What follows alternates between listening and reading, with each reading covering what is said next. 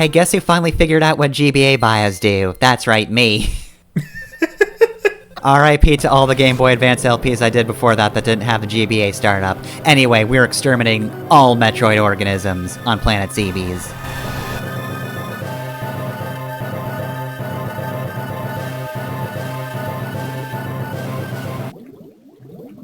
Yeah, that's a brain, alright.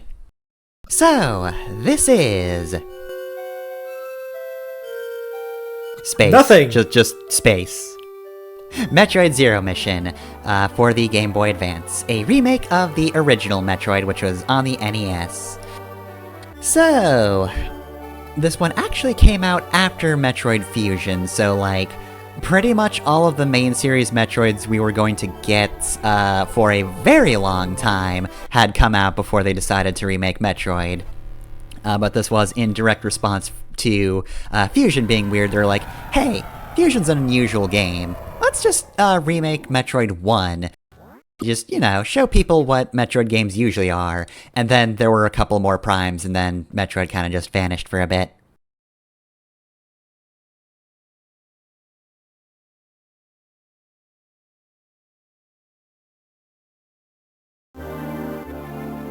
Alright, so, here we are. Now, my gamer instincts tell me to go right, so let's go this way. You're just dropped right into it. They do add a bit of text and, you know, that little animation, but for the most part, they don't really add much to the intro of the game. You are thrown directly in. If you want to know what's going on before this, well, just read the manga that we covered already. Anyway, if you go to the right first, you can actually make progress. I do really like this as kind of an opening bit of gameplay. Of just, hey, if you're used to your platformers, this is an exploration game. Sometimes you do have to go left. Yeah, it's a way for the game to teach you that going left is okay in this game without having a tutorial. Talk about them more before I say something else. Metroid can crawl now. Yep. So if you've heard of the game Bunny Must Die, Chelsea and the Seven Devils, it was a... another Metroidvania from, like... not the early PC days, but the early days for, like, PC gaming as we know it today, I guess. And in that game, you have to go left to get the ability to walk right.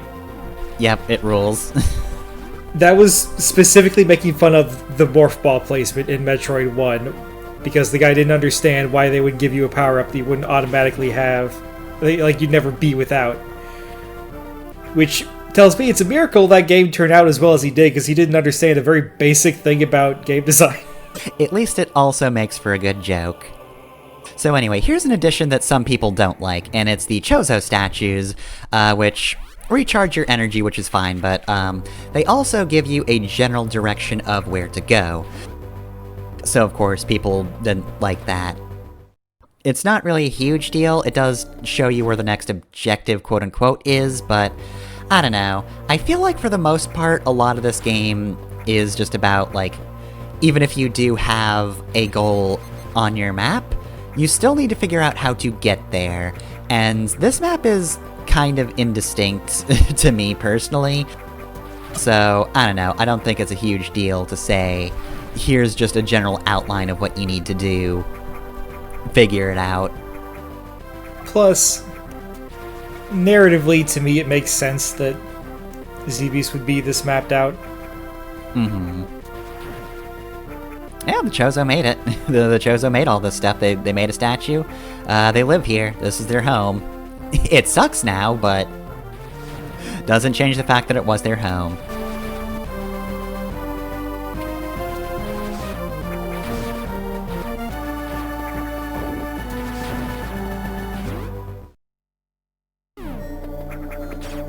Anyway, here's the long beam. Did you notice that we weren't really firing that far away? Well, guess what? Now you can. Beam. Long. I like a woman with a short gun and a long beam.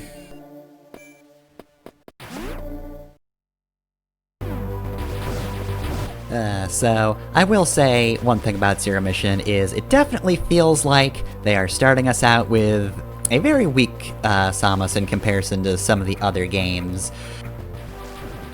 Because I don't think Long Beam is really like a... No, actually, no, I think in Super Metroid, Long Beam is a thing, but there's also one ability we don't have yet that I'm positive is not a thing you really need in other games. Spooky statue heads, can't do that.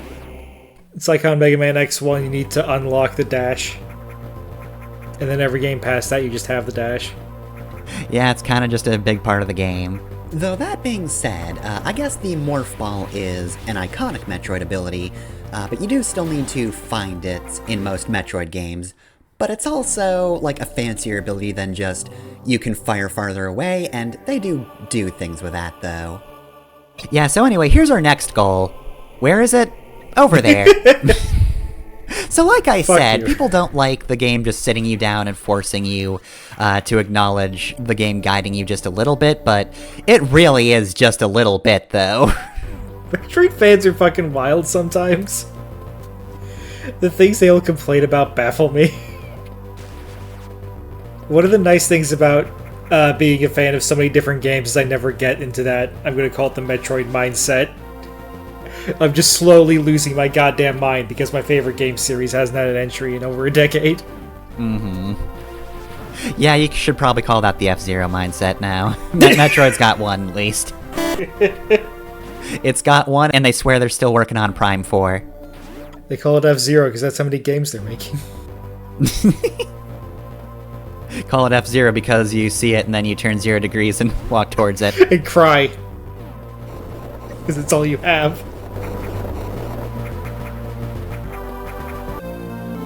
And we picked up a missile tank.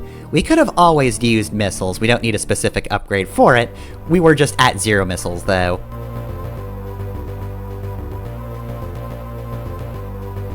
Samus got authorized beforehand, it's fine. Oh, can't do anything about that. Oh well. I do like the idea that, like, Samus shelled out to get a gun capable of shooting missiles and then forgot to buy missiles. Anyway, hello, boss. This is also a new thing for Metroid Zero Mission. Man, this is mostly a faithful remake, but there is actually a lot of stuff other than just a new coat of paint in this one. So you're gonna want to shoot this guy in the eyes with missile, or eye, singular, sorry.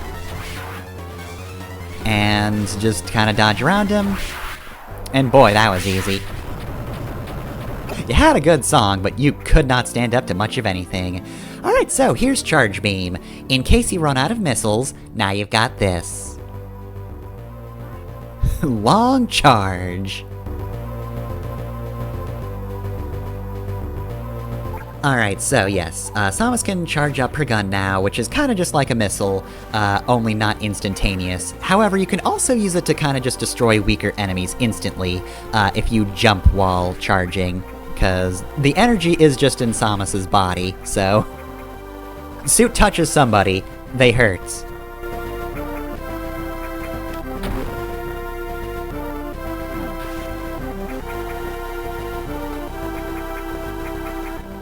Quit following me.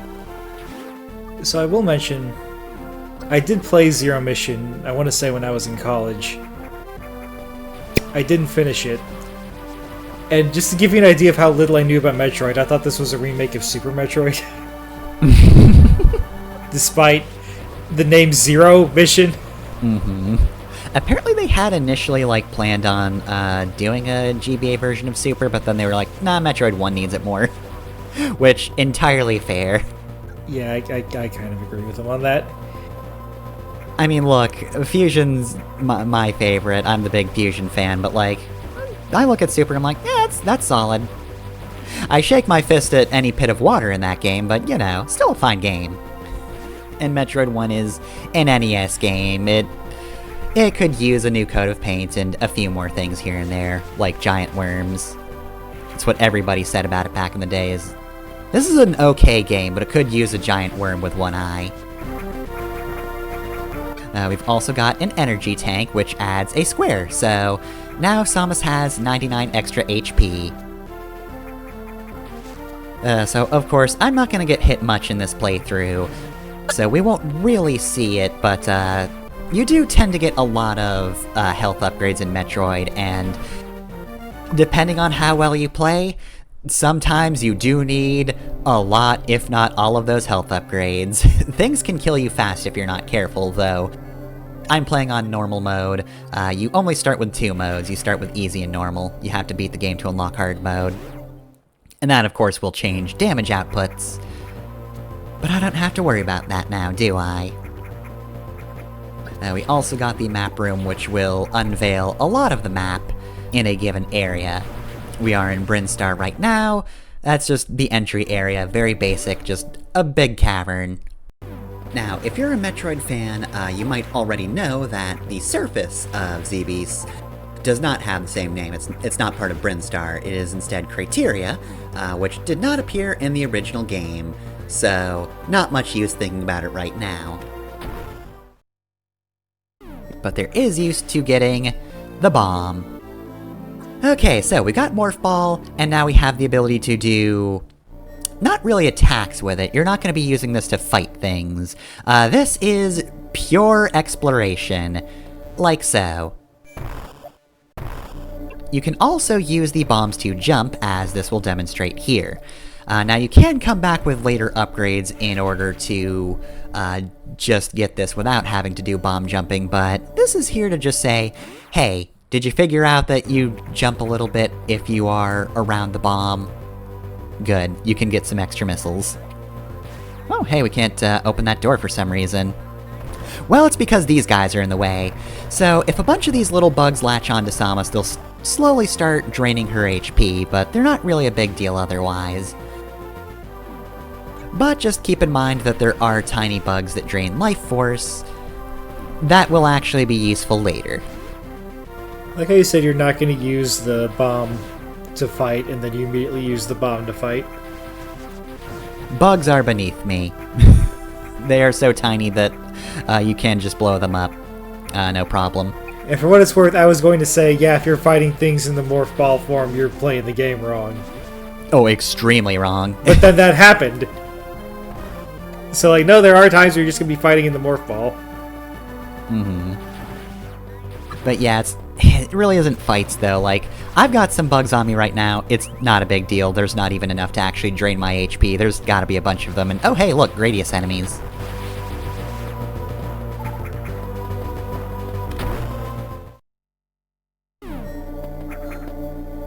Alright, show me the path, big statue.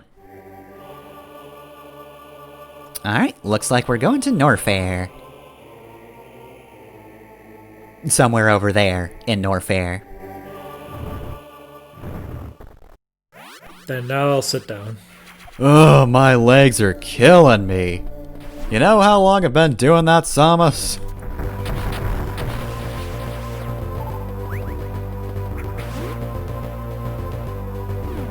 So far, we've basically just been getting a bunch of miscellaneous items, and that's kind of just... well, the game in general, but also just our introduction time in Brinstar. Again, it's just kind of caverns, so nothing too big in terms of, like, set pieces or anything like that. Definitely not much in the way of gimmicks either. But we are heading off to Norfair. Thanks to the map program we downloaded, we are able to find that fairly easily. Though I could also use these missiles over here, and cool, now I never have to come down here ever again. This is another one where it's probably easier to get this later on down the line when you have more abilities, but it's entirely possible to do now, which means I'm going to do it. For the most part, I'm going to be getting items if they are fairly convenient on the path I'm going to, or, you know, if I'm just generally going out of the way for certain things. I do have a guide I'm following, and I mostly follow that to a T, though I'm actually going to be skipping out on an E-tank for the time being, just for efficiency. Is it the best efficiency? Probably not. Does it look like I'm speedrunning this game right now? I haven't even done a wall jump yet. Well, you haven't already finished the game, so... Mm-hmm. Yeah, game's not done. This, however, is entirely optional. Oh, I thought you were trying to jump over it, but nope. No. It is actually possible to jump over it, but yeah, no, that is a thing you can shift, even though you might not initially think to do it. I guess if you want to bomb the glowy, that's probably your best hint in general.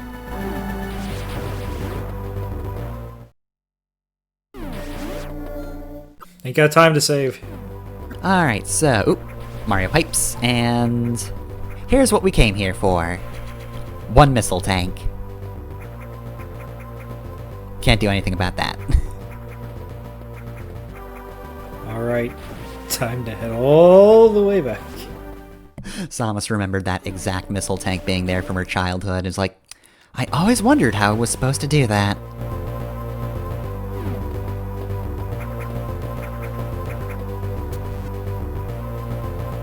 Oh, and of course, watch out for these enemies. They are partially obscured by the pipes, but that doesn't mean they're not there. Also worth noting that they're called zoomers. There's probably some joke about me not understanding them in there somewhere. I'll leave you to figure that one out.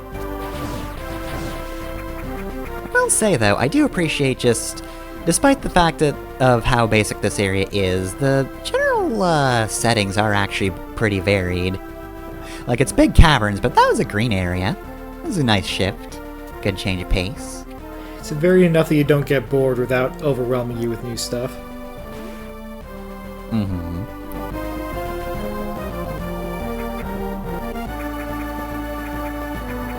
Also, I really should have been doing Charge Beam here. That is just good for general safety early on.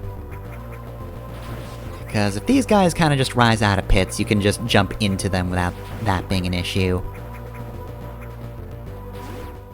Alright, and here's the elevator to Norfair. Let's go. Who woke me up from my nap? Ah, Samus Aran. I can't wait to tell her how not mad and owned I am. Because I'm not. How did Mother Brain sound in the Captain N cartoon? I have not watched much Captain N, but if I had to guess, far more shrill. Yeah, I was thinking, like, I don't even want to try doing it, but it has to be one of those absurdly high voices. She's just Krang. Yeah. I also thought you were going to say, well, if it's Captain N, bad, probably. Also a fair point.